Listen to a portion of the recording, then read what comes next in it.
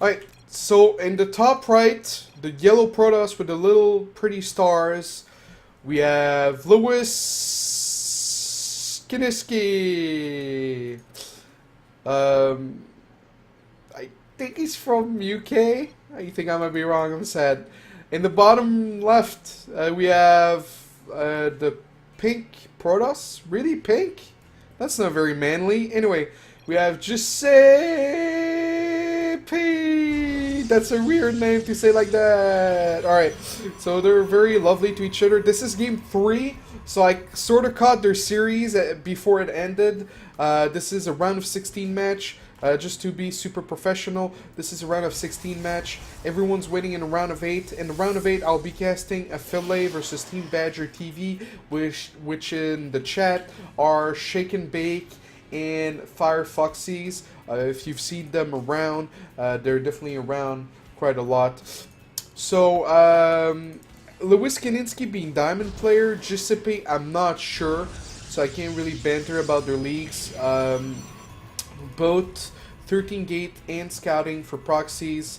So yeah, so far they look good. They look good. I'm excited. LewisKiniski, I think, being nervous. No, maybe not. Maybe not. Okay, so they're both adding 1 gas.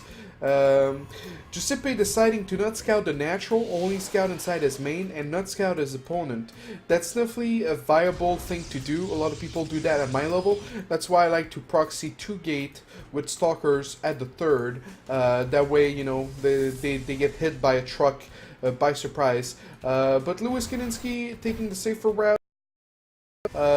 Both, or at least LewisKiniski going for 2 gas before core, so cyber core will be a little bit delayed compared to the cyber core of Jusseppe, but he's gonna have more gas. Jusseppe grabbing his 2nd gas after the core. They're both actually LewisKiniski holding on to 1 chrono boost for now. Might be a mistake, might not be.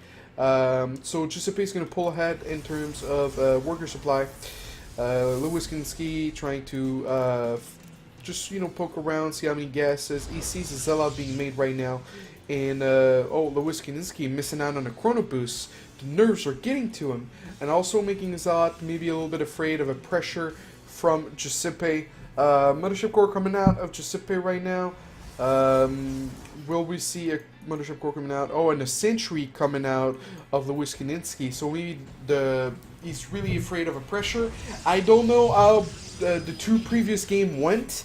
Maybe Jusseppe was aggressive in the previous game, and so LewisKiniski wants to be safe by just grabbing a Sentry. Mothership Core scouting, or just moving out on the map. Jusseppe with his Zealot on hold position. LewisKiniski being brave with his Zealot. The Zealot alone. His Zealot will not be backed by a Mothership Core, will not be backed by a Stalker. While Jusseppe as a probe, a Zealot, a Mothership Core, and a Stalker on the map. So the Zealot better turn around. The Zealot better turn around. Oh, the Zealot, he's going full Rambo, guys. He's going Rambo, he's got a machine gun in his hands. He just wants to scout or kill some probe. Which, I mean, if you're sitting behind like 2 sentries, I don't think it's that bad of a move. Like, it slowed the push of Jusseppe a lot. It scouted the 3 gates. Of course, a 3 gate is never a 3 gate if you're on 2 gas. There's always a follow-up, whether it's Stargate, Robo, or Twilight. In this case, it's Blink. Jusseppe scouting with a Mothership Core. LewisKiniski going for 1 gate into Stargate with 3 gates. Actually, a really old Wings of Liberty build. Used to be quite popular. Oracle coming out. So Oracle versus Blink. Usually Blink has the advantage. And the sentries are not moving. And 2 probes are being taken down. A 3rd probe is being taken down. And now the Mothership Core is fighting the sentry. Now the problem is the sentries are quite weak. And the Mothership Core, I think, can beat 2 sentries. Even if they were both fighting at once. So he has to wait to warp in a few stalkers, warps in 3 stalkers, but is not making more workers. So now starting to make more workers, 23 to 17. So he's gonna have to suicide the Oracle and target fire really well.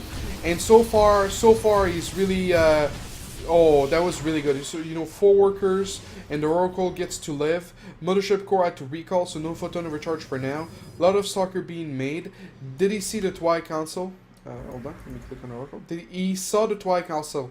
Now, did he realize there was a Twilight Council coming out? And no, he didn't. Moving out on the map with the Sentry, with the Stalkers. He sees a bunch of Stalker coming his way. Is he going to cancel the expand? Not now, not right now. And one thing that LewisKiniski would really need would be a Robo. A Robo will help him hold Blink. In the Stargate, I mean, the Stargate's idle right now, so it's definitely not useful. The Sentry's being picked off.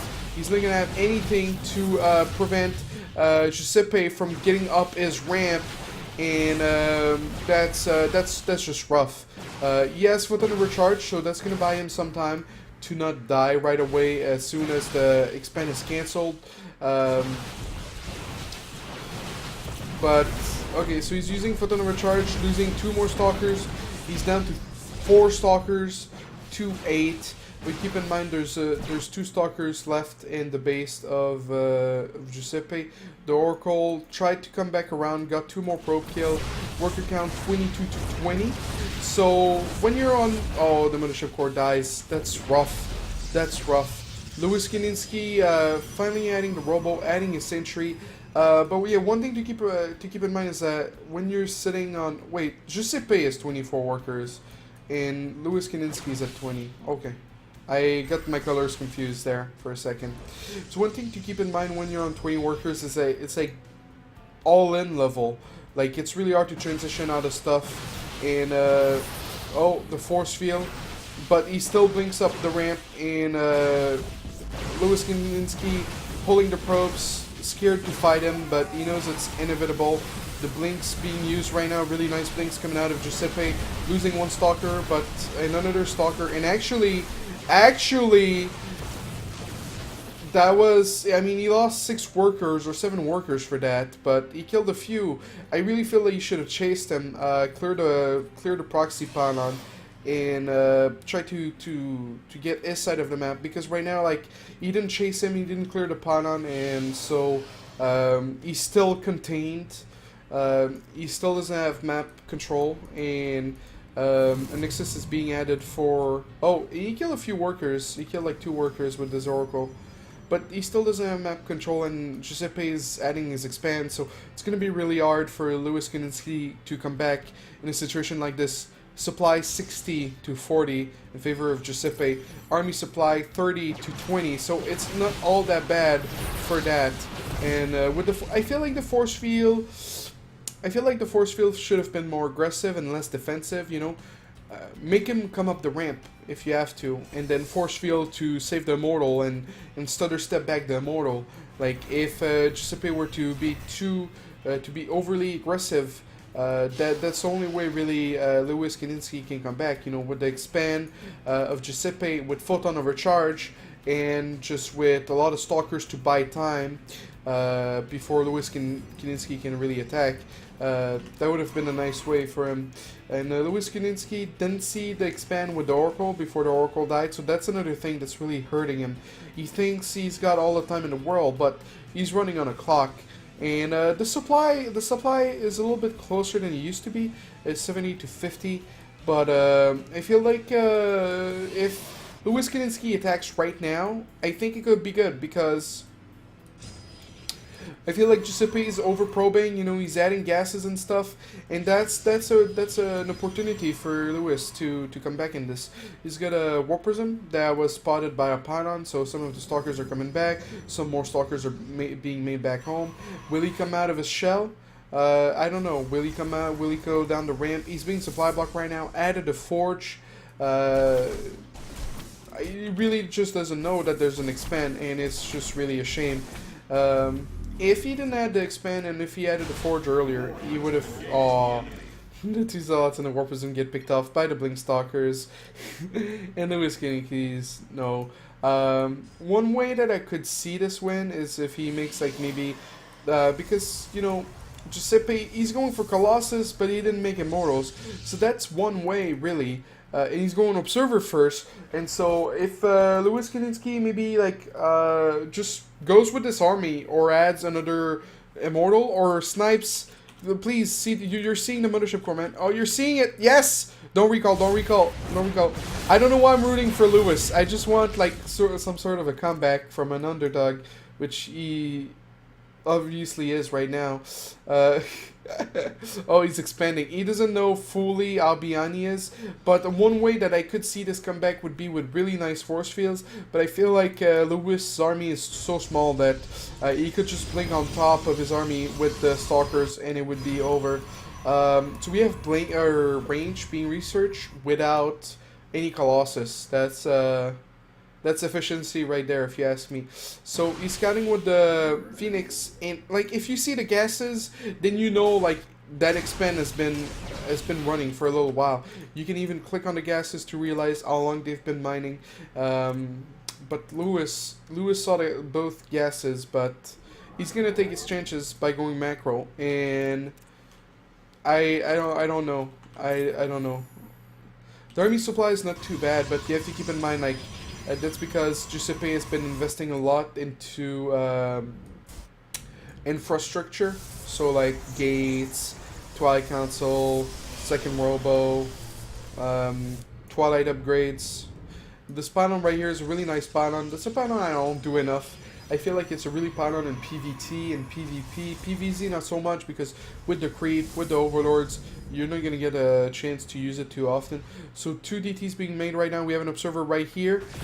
And 1 DT being sniped. Did he notice the glimmer of the second DT?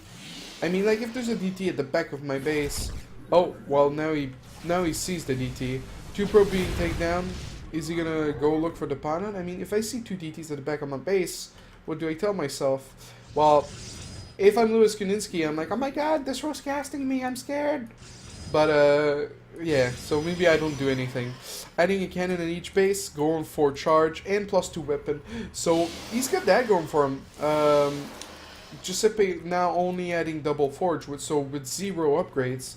But really the problem is, you know, you're on 3 Immortals, you're on 1 Void Ray, you need something else. And since Jusseppe is a bigger ground army, you're not going to beat him by going Zealot Archon.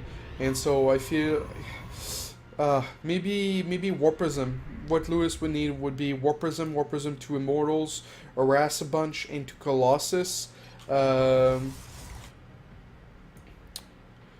Why is he saying awkward? Oh, because he was trying to scout with that probe, and then he saw a third. I guess that could be awkward. Alright,